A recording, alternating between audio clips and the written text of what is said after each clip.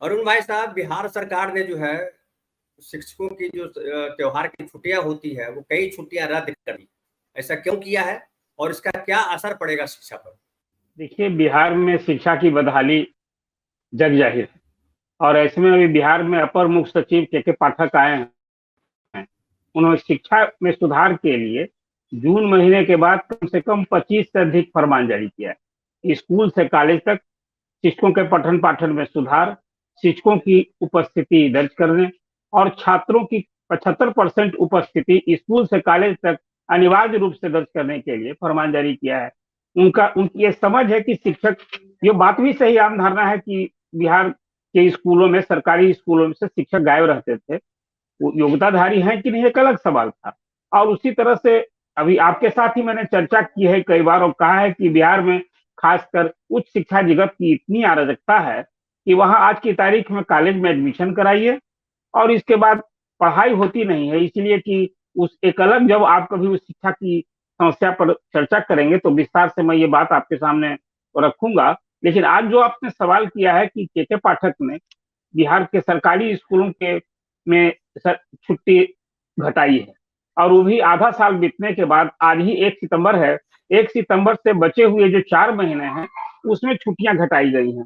और इसको लेकर के पूरे, आपको मैं बताऊं कि बिहार का जो शिक्षा जगत है, स्कूल शिक्षक हैं, वो हैरान परेशान बेचैन है और भारी आक्रोश है। एक सवाल आपने पूछा कि इस छुट्टी में कटौती से क्या फायदा होगा, क्या घाटा होगा। मैं बताऊं कि जो राइट टू एजुकेशन है उसमें स्पष्ट रूप से कहा गया है कि क्लास 1 to 5 तक 200 कार्य दिवस, 200 क्लास होना चाहिए स्कूलों में। और उसी तरह से मिडिल स्कूल में 6 to 8 में 220 दिन क्लास होना चाहिए। अब वो शिक्षा सचिव ने जो आकलन किया उसके हिसाब से उनकी समझ बनी कि बिहार में राइट टू एजुकेशन के हिसाब से क्लास नहीं हो रहे हैं नीचे स्तर पर। इसी को ध्यान में रख करके बीते 8 महीने के बाद 1 सितंबर से उन्होंने जो छुट्टियां थी, वो 23 छुट्टियां लिस्टेड थी अभी बिहार सरकार के कैलेंडर में। उसमें उन्होंने 11 छुट्टी ही अब रहेगी, शेष छुट्टी उन्होंने रद्द कर दी। अब ये सवाल उठता है कि क्या सचमुच में बिहार के स्कूलों में शिक्षकों को ज्यादा छुट्टी बिता रहे थे। तथ्य जो सामने आया है वो छुट्टी ज्यादा नहीं बिता रहे थे। आज भी सरकारी कर्मियों को ज्यादा छुट्टी मिलती है। और उससे भी एक हैरानी की बात हुई, कल रक्षाबंधन था। आप जानते हैं रक्षाबंधन खासकर फिल्मों के आने के बाद एक भाई बहनों के बीच एक अटूट प्रेम और सुरक्षा के भाव से ये राखियां बहनें बांधती हैं। और इसमें जो हमारा ग्रामीण जीवन है खास करके, या शहर भी आप यूं कहें, बहनें दूर भी होती हैं तो राखी के दिन भाई के पास आती है, या बहुत लाचारी हो तो भाई भी चले जाते हैं बहनों के पास। लेकिन कल 1-2 दिन पहले एक फरमान हुआ कि पहले 30 अगस्त लिस्टेड था बिहार में रक्षाबंधन का दिन। उसको शिक्षक संगठनों के आग्रह पर शिक्षा विभाग ने एक आदेश जारी किया कि 31 अगस्त को रक्षाबंधन होगा। और 20 बिहार के इस चालू साल के कैलेंडर में 20 पर्व हैं। और 20 पर्व में जो रिस्ट्रिक्टेड हॉलीडे के लिस्ट में, उसमें शिक्षकों को या सरकारी कर्मियों को छूट है कि वो 3 छुट्टी अवेल कर सकते हैं 20 छुट्टियों में। लेकिन अब वो कल जारी कर दिया के पाठक के नहीं, बिहार के सभी सरकारी स्कूल रक्षाबंधन के भी दिन खुले रहेंगे और उपस्थिति शिक्षकों की अनिवार्य होगी। अब वो सारी बहनें जो सभी स्कूल को जाना पड़ा। अब तो जिस तरह का, अभी एक मैं आपको बताऊं कि मुख्य सचिव के पाठक का एक शिक्षकों में खौफ हो गया है कि अब पता नहीं उन पर कौन सा आफत आ पड़े, इसलिए नौकरी किसे प्यारी नहीं होती है। लोग स्कूल में पहुंचे थे। तो विडंबना ये रही कि स्कूल में कल संपूर्ण बिहार में, धनंजय जी, स्कूल में पढ़ाने वाले शिक्षक तो मौजूद थे, वो अपने टाइम टेबल के हिसाब से पहुंच गए थे। छात्रों की स्थिति नगण्य रही।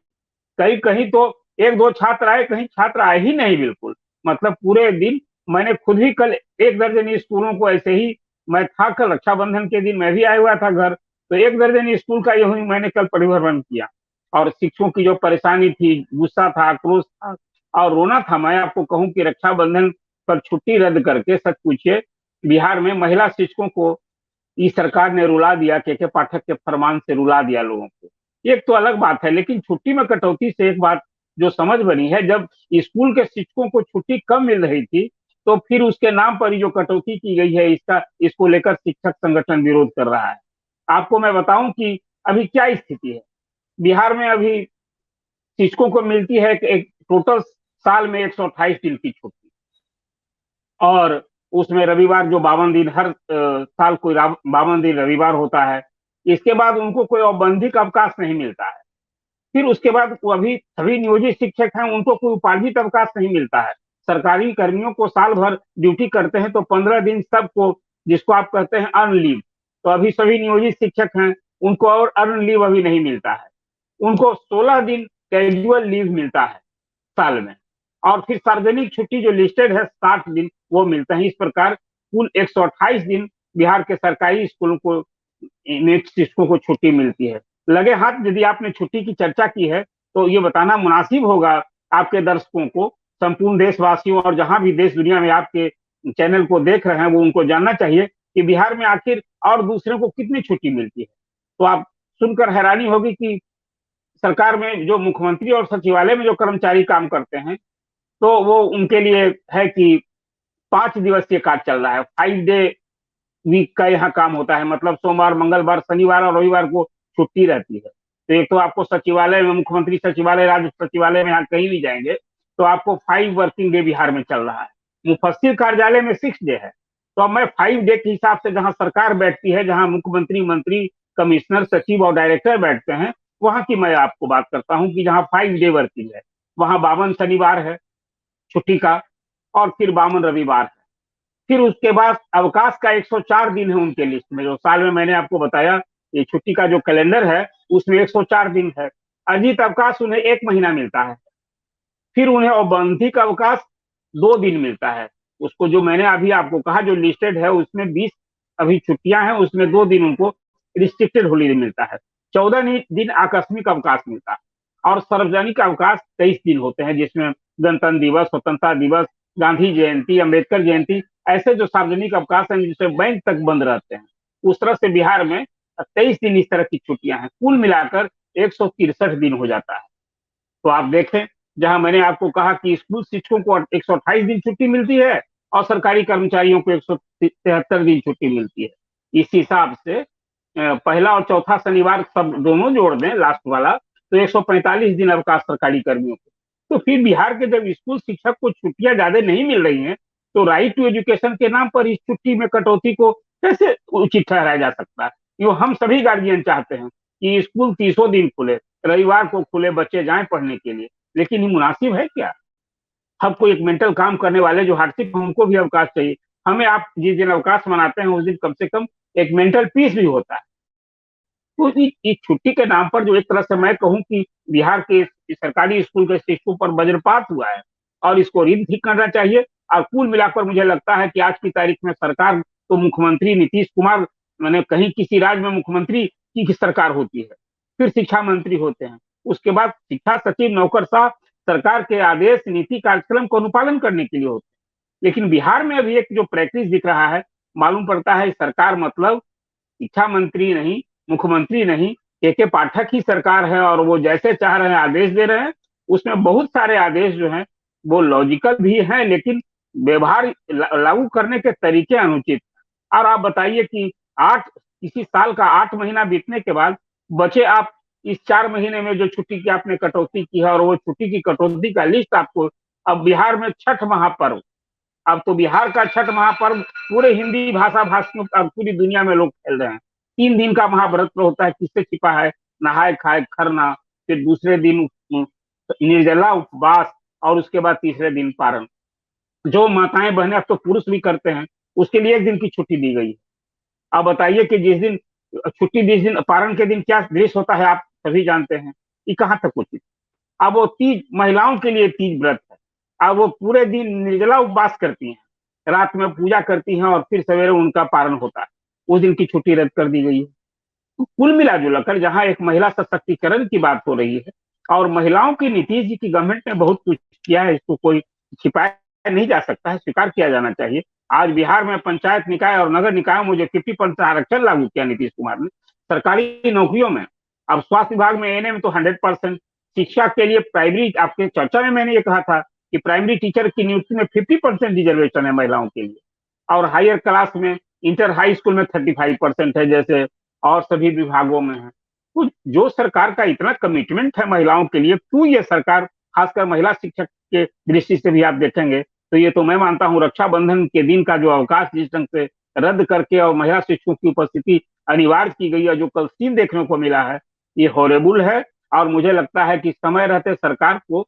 एक रिव्यू और रीथिंक करना चाहिए कि हमारा सुधार के नाम पर हमारा अप्रोच कितना व्यवहारिक है। तो मैं समझता हूं कि छुट्टी के संदर्भ में जो आपकी जिज्ञासा थी, आपके दर्शक पाठकों को जो जानना चाहते थे, बिहार की आज की तस्वीर मुझे बताई है, मैंने बताई है।